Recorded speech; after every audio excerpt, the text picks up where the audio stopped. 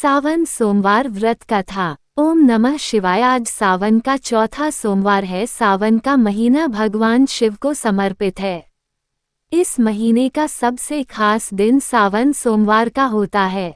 सावन के सोमवार के दिन यह व्रत कथा बेहद पौराणिक और खास मानी गई है।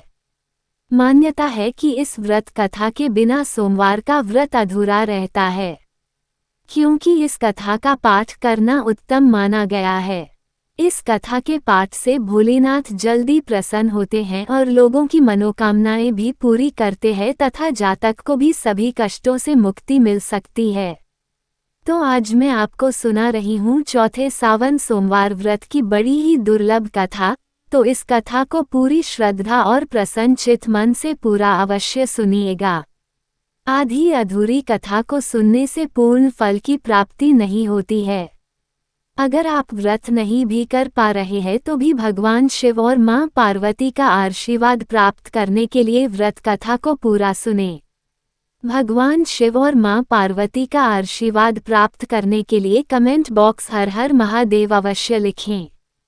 चलिए कथा आरंभ करते हैं। सोमवार का कथा के अनुसार अमरपुर नगर में एक धनी व्यापारी रहता था। दूर दूर तक उसका व्यापार फैला हुआ था। नगर में उस व्यापारी का सभी लोग मान सम्मान करते थे। इतना सब कुछ होने पर भी वह व्यापारी अंतर्मन से बहुत दुखी था, क्योंकि उस व्यापारी का कोई पुत्र नहीं था। दिन रात उसे एक ही चिंता सताती रहती कि उसकी मृत्यु के बाद उसके इतने बड़े व्यापार और धन संपत्ति को कौन संभालेगा। पुत्र पाने की इच्छा से वह व्यापारी प्रति सोमवार भगवान शिव की व्रत पूजा किया करता था। सायंकाल को व्यापारी शिव मंदिर में जाकर भगवान शिव के सामने घी का दीपक जलाया करता था। उस व्यापारी की भक्ति देखकर एक दिन पार्वती ने भगवान शिव से कहा, हे प्राणनाथ, ये व्यापारी आपका सच्चा भक्त है। कितने दिनों से यह सोमवार का व्रत और पूजा नियमित कर रहा है। भगवान, आप इस व्यापारी की मनोकामना अवश्य पूर्ण करें। भगवान शिव ने मुस्कराते हुए कहा, हे पार्वती, इस संसार में सबको उसके कर्म के अनुसार फल की प्राप्ति होती है। प्राणी जैसा कर्म करते हैं उन्हें वैसा ही फल प्राप्त होता है। इसके बावजूद पार्वती जी नहीं मानी। उन्होंने आग्रह करते हुए कहा, नहीं प्राणनाथ, आपको इस व्यापारी की इच्छा पूरी करनी ही पड़ेगी। यह आपका अनन्य भक्त है।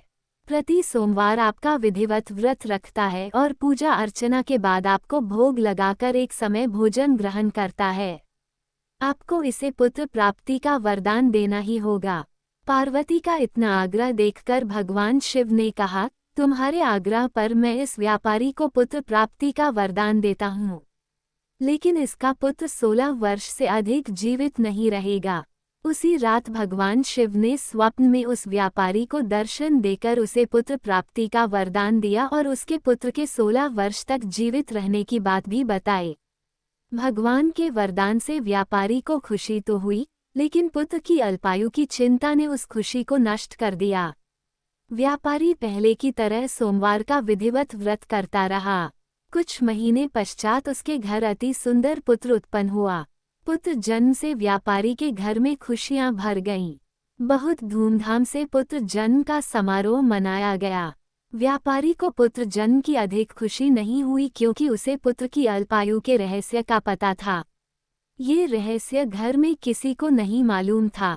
विद्वान ब्राह्मणों ने उस पुत्र का नाम अमर रखा।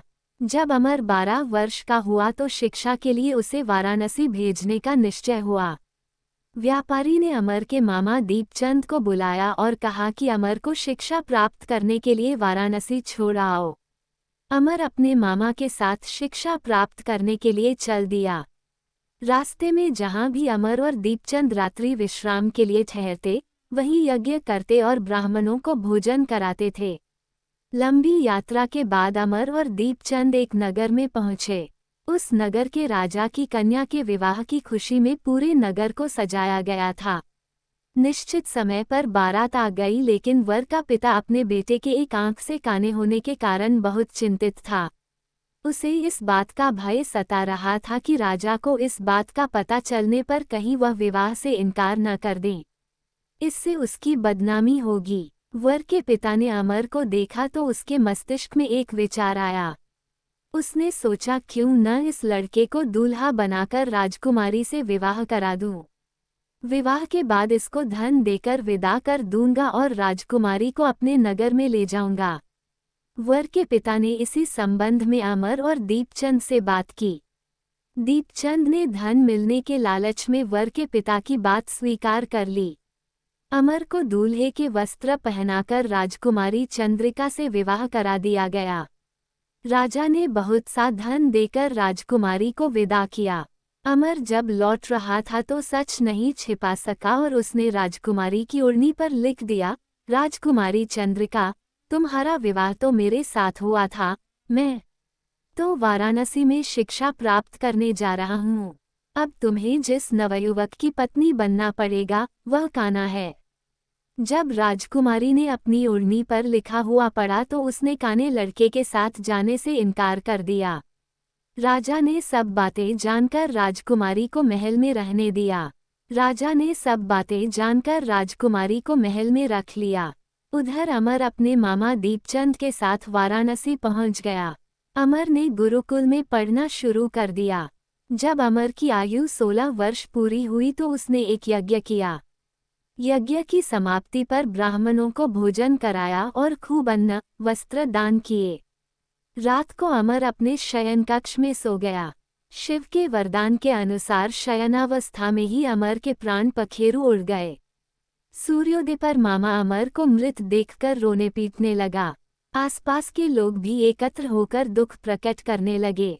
मामा के रोने विलाप करने के स्वर समीप से गुजरते हुए भगवान शिव और माता पार्वती ने भी सुने। पार्वती जी ने भगवान से कहा, प्राणनाथ, मुझसे इसके रोने के स्वर सहन नहीं हो रहे, आप इस व्यक्ति के कष्ट अवश्य दूर करें।